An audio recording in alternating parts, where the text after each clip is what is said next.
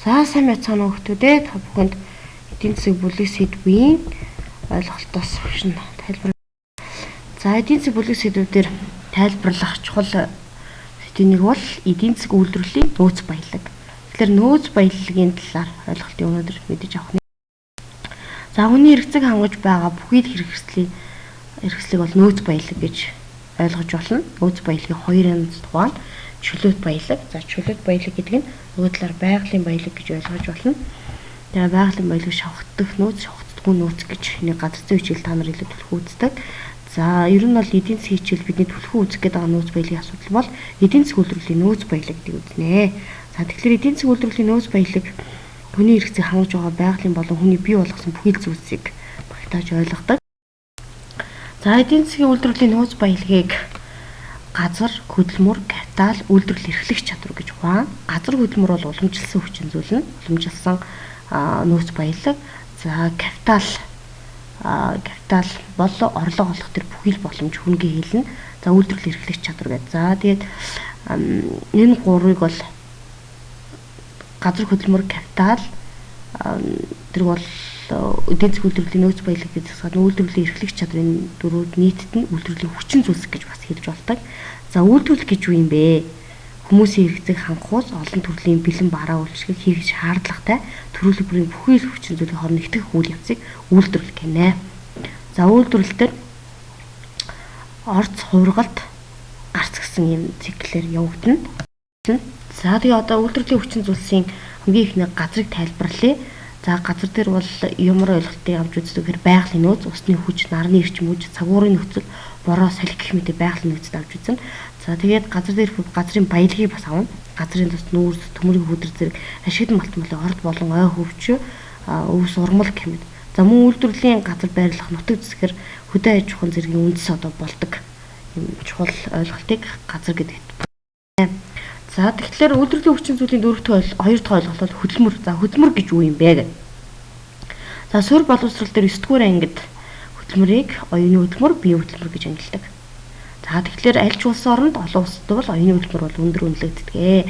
За хөдөлмөрт ойлгохын тулд 3 ойлголтоор тайлбарлах шин.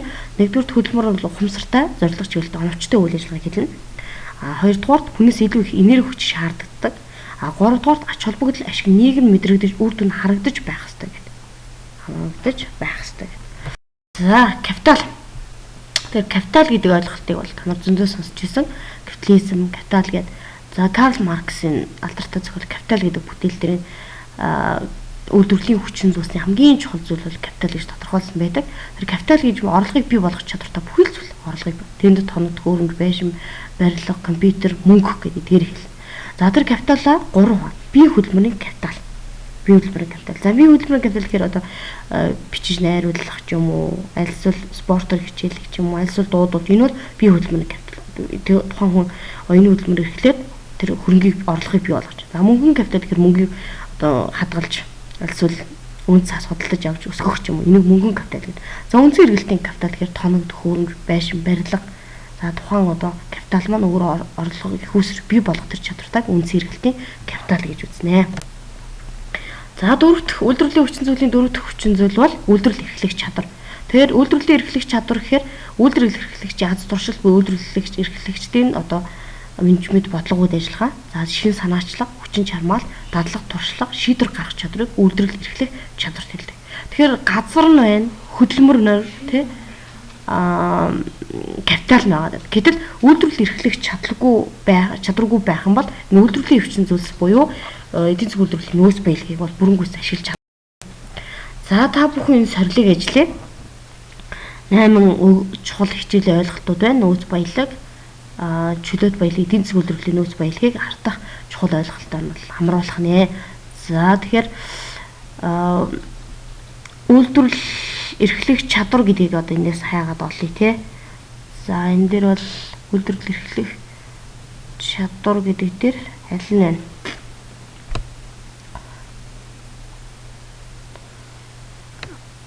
За ямар ч хүний зорилго, нэрхцээг чанга чадвартай бүхий л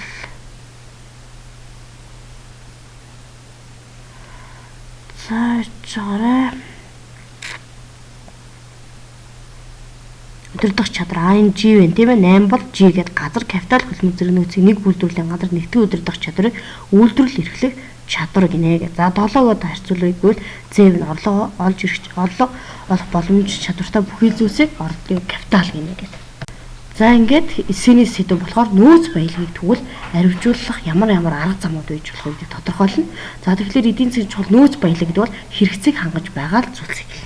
Тэгээ өмнөх хичээл дээр хэдүүлээ үзэн хэрэгцээ гэж юу юм бэ? За эдийн хэрэгцээг л хүний хангадаг хүсэл. Гэтэл энэ хэрэгцээг хангахад хязгаарлалт байдаг учраас хэрэгцээ бол хязгааргүй, нөөц баялаг нь хязгаарлалт учраас нөөц баялаг хэрхэн зүй зохистой хангах болон зөв сонголт хийх нь эдийн засгийн хамгийн чухал ойлголт болно. За ингээд анхаарал тавьсан сурагчдаа баярлалаа.